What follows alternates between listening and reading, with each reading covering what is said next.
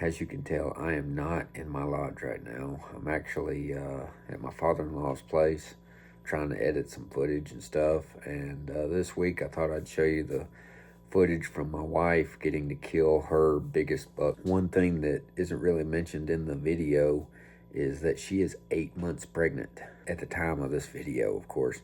There was a bit of nervousness as far as her climbing up in a tree and stuff like that, so we made sure that she was safety harnessed in, really nice and tight. And this wasn't just a normal day of deer hunting either. We had a major cold front coming in, extreme northwest winds at about 40 miles an hour. And we're sitting right there on the edge of a field, and that tree is just swaying like this. It was rocking like a boat.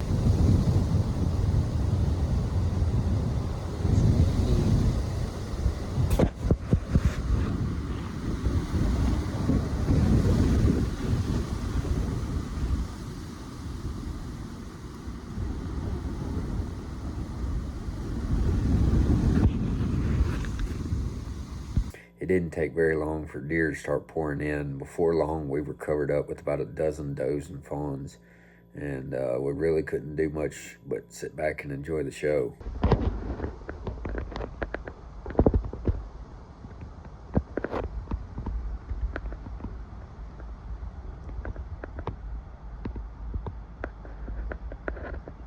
We had to sit there for about 45 minutes constantly on pins and needles because of all the deer that were around us.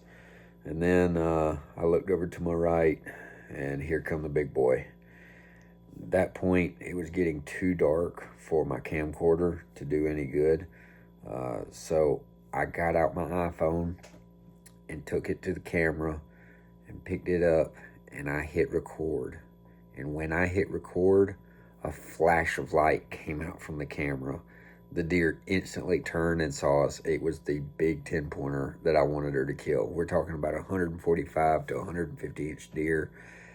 Immediately saw the light. He didn't raise his tail and stomp and blow and stuff like that like a normal buck would in that situation, but he definitely knew something was up. So he turned around and got out of there without us getting a shot at him. While I was getting mad at myself, Katelyn was telling me to shut up and be quiet and get ready because the other buck was coming. Get ready, okay? Your safety on. Okay. Alright.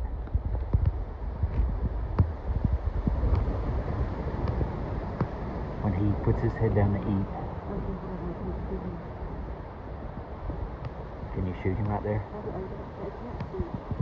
As you can tell, this time I didn't have the flash on my video. I figured out how to turn that off and was getting footage of the deer. And we still had plenty of legal light, but if anybody's ever tried to film their own hunts or do anything with filming, cameras just don't gather light as well. And so a lot of times the last 10 minutes of legal light, you know, you're stuck with not getting much footage.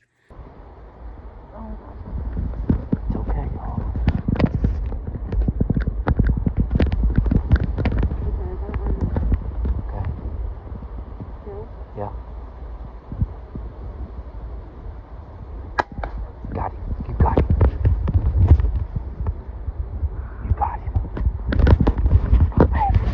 You got him. Good shot. After that shot, the buck only ran about 30 yards and tipped over right there inside the timber.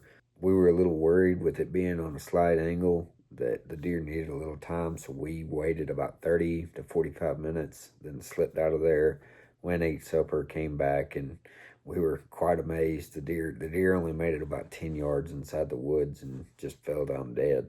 But looking back at all these old videos, man, I really wish that I would have done a better job at video and recoveries and our reactions to things. And I'm hoping that I can do better in the future. Maybe I'll get good at this YouTube stuff. Maybe I won't. But at least you guys get to see the hunt and how it went down. If you like the video, we would really appreciate it if you'd click that like button.